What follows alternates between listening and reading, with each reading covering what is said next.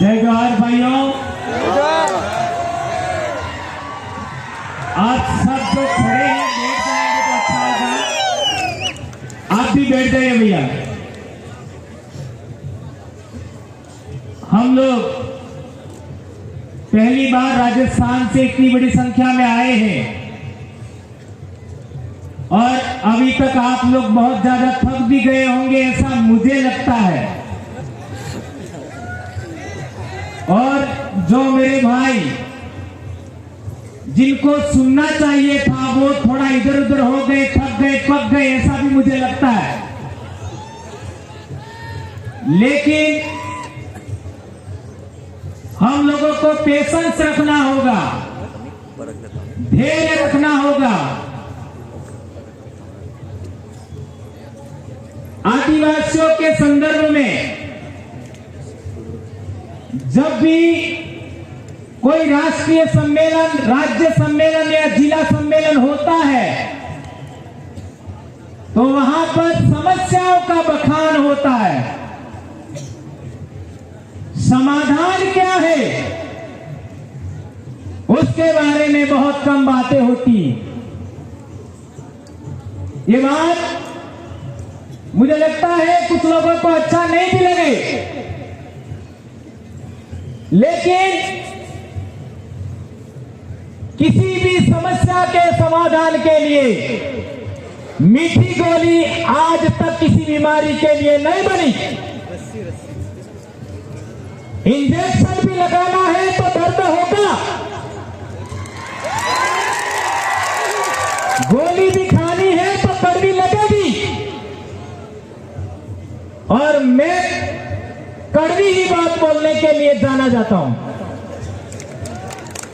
तो क्या थोड़ा सा इंजेक्शन सहन करने लायक है आप?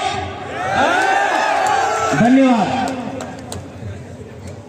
अब हमने देखा 5 जनवरी 2011 सुप्रीम कोर्ट के जजमेंट ने कहा कि 6000 साल से आदिवासियों के साथ शोषण, दमन, उत्पीड़न हो रहा है। तो क्या हम अगले 6000 साल के लिए तैयार हैं? अगले 6000 साल बाद इस धरती पर आदिवासी बचेगा? बचेगा या नहीं बचेगा? नहीं बचेगा। देश आजाद होने से पहले आदिवासी संगठित था, आदिवासी आत्मनिर्भर था, आदिवासी स्वावलंबी था। 75 साल में 5 किलो अनाज का मोहताज हो गया है। 5 किलो अनाज का मोहताज हो गया, एक हैंडपंप का मोहताज हो गया, एक बीपीएल आवास का मोहताज हो गया। और डेमोक्रेसी की बात करो, एक पोटली का मोहताज हो गया, पोटली का। डेमोक्रेसी इस देश में रूल ऑफ लॉ है। यदि रूल ऑफ लॉ है तो सुप्रीम कोर्ट के जजमेंट लागू हुए होते। हुए क्या? समता जजमेंट लागू हुआ क्या? विरंदा जजमेंट लागू हुआ क्या? कौन सा जजमेंट लागू हुआ बताइए मेरे को। यदि इस देश में रूल ऑफ लॉ है तो हमारे सांसद, हमारे विधायकों को अपनी मर्जी से वहां बोलने का हक होता। क्या हक है? क्या वहां पर बोलते आदिवासी के लोग? नहीं बोलते। आदिवासियों के संदर्भ में जितने कानून बने, कौन सा कानून लागू हुआ? आज SC ST एक्ट के विरोध में काम हो रहा है, कौन सा नेता बोला? कौन सा सामाजिक कार्यकर्ता बोला? क्या हो रहा है? मध्य प्रदेश, राजस्थान में अनाप शनाप पे एट्रोसिटी हुआ 2 साल में। अनाप शनाप कौन बोला? कौन पॉलिटिकल लोग बोला? कौन सामाजिक कार्यकर्ता बोला? ये बात जानना समझना जरूरी है। अब लोकतंत्र के 4 पिलर माने जाते हैं। आज न्यायपालिका के ऊपर एक समाज का कब्जा है। एम आई राइट? क्या गलत है? गलत है तो मैं बैठ जाऊंगा अभी। मीडिया हाउस पर दूसरा पिलर, मीडिया हाउस पर एक ही समाज का कब्जा है। जिसका न्यायपालिका में कब्जा है उसी का मीडिया हाउस पर कब्जा है।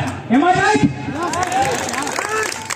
तीसरा कार्यपालिका, 79% कार्यपालिका पर एक ही समाज का आज की तारीख में कब्जा है।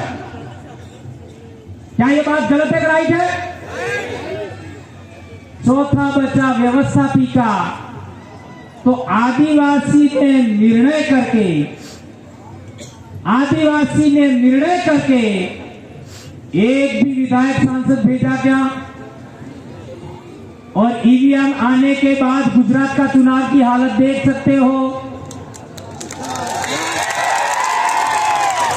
मैं मानता हूं चारों 4 पिलर प्राइवेट हो गए हैं, निजीकरण हो गया है। इस देश में डेमोक्रेसी हाई हो गई है और हम कह रहे हैं पृथ्वी को बचाएंगे। है? अरे भैया हम तो बच गए। इसका मतलब ये नहीं है कि ये जीवन मूल्य का कोई मोल नहीं है। ये जीवन मूल्य हमारी जान से प्यारा है कि पृथ्वी को बचाना चाहिए। ये पूरे जीव जगत का मसला है, इसको हम नकार नहीं सकते। उसको सर आंखों पर रखते हैं हम लोग। लेकिन इधर भी तो देख लीजिए, वो मुर्गी क्या कर रही है?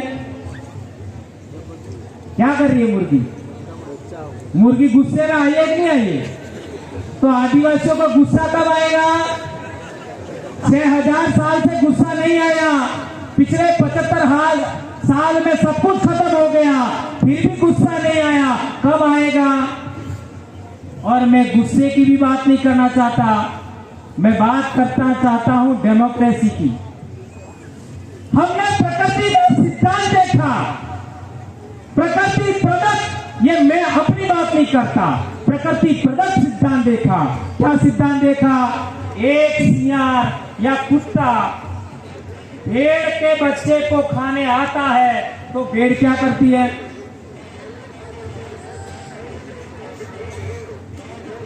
सबसे भोला जीव माना जाता है भेड़, सबसे भोला जीव। तो वो भेड़ भी सियार या कुत्ते के सामने लड़ने के लिए तैयार होती है। या अनपढ़ आदिवासियों ने जाना था, सीखा था। हम पढ़े लिखे लोगों ने इससे कोई सबक सीखा क्या? सीखा क्या? नहीं सीखा।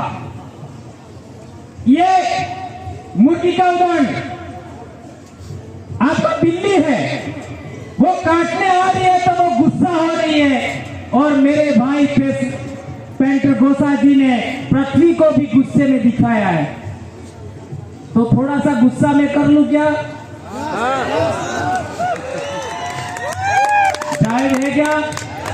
प्रकृति का सिद्धांत है, मैं क्या कर सकता हूं?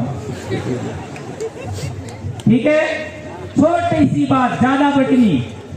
मैं कहना चाहता हूं कि हमारे देश में कल 13 तारीख को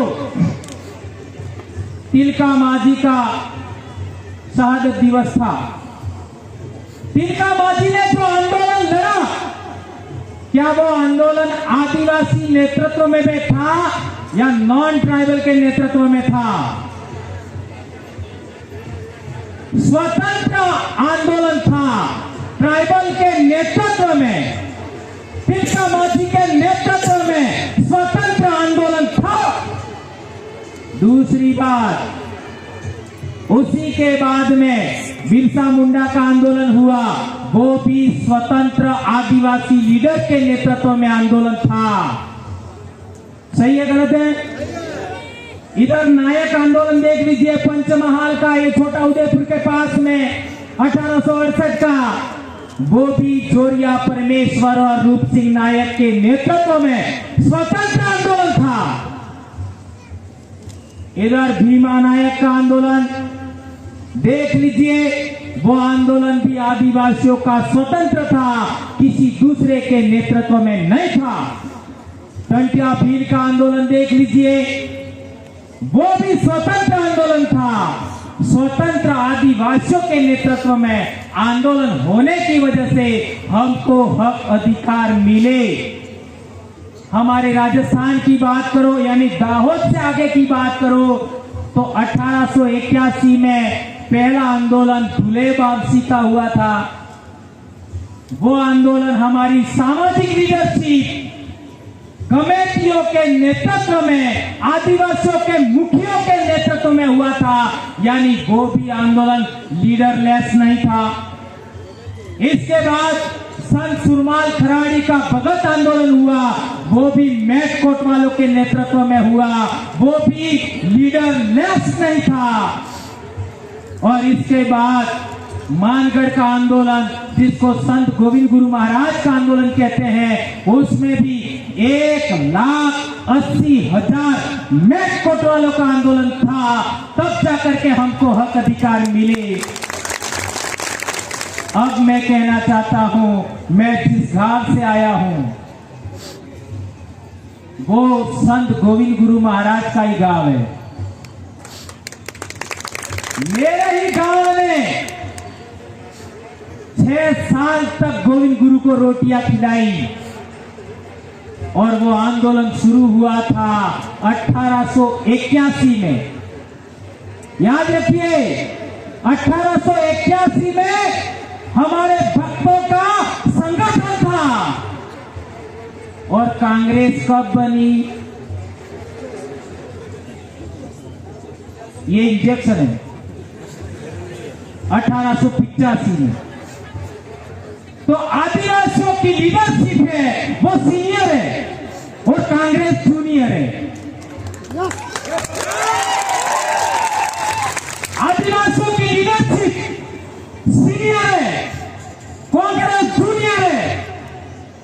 और देश में आदिवासियों की स्वतंत्र लीडरशिप का सबसे पहले कांग्रेसीकरण हुआ। इंजेक्शन नंबर 1, और इसी कांग्रेसीकरण से संघीकरण हुआ नंबर 2 इंजेक्शन, और इसी संघीकरण से भाजपाईकरण हुआ नंबर 3 इंजेक्शन। और आदिवासी नेता बनने लगे, लीडर नहीं रहे। और नेता भी कैसे? जो दूसरे सेलेक्ट करते हैं और आदिवासियों को थोप देते हैं, लो तुम्हारा नेता।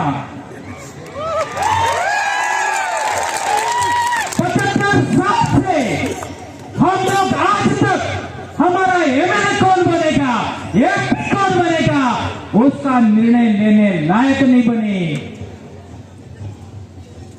इस देश में सबसे लायक कोई कौम है, आदिवासी है। इस देश के अंदर सभी वनस्पति में क्या खाने लायक है, क्या खाने लायक नहीं है, उसका ज्ञान भी आदिवासी ने सबको दिया। दवाइयों के मामले में हम देखते हैं तो कौन सी वनस्पति से कौन सी दवाई बनती है, इसका ज्ञान सबसे ज्यादा आदिवासी को है। और आदिवासी अहिंसक कौम है।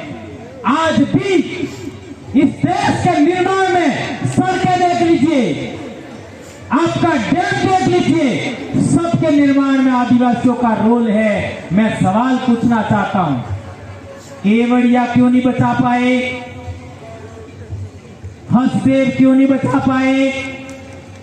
पारसनाथ में क्या हो रहा है? आपका ये कॉरिडोर बन रहा है, क्या हो रहा है? ये बुलेट ट्रेन हो रही है, क्या हो रहा है? देख लीजिए, ये निवेश क्षेत्र के नाम पर रतलाम में क्या हो रहा है? रतनमाल में क्या हो रहा, हमारे काकरी डुंगरी में क्या हुआ, कार्तिक भील के साथ क्या हुआ है, मध्य प्रदेश में हमारी बेटियों के साथ क्या हुआ, क्या होगा। एक ही समाधान बचा है, सिंगल समाधान, और वो समाधान कितना भी बुरा लगे मैं कहने ही वाला हूं। एक ही समाधान है, सिंगल।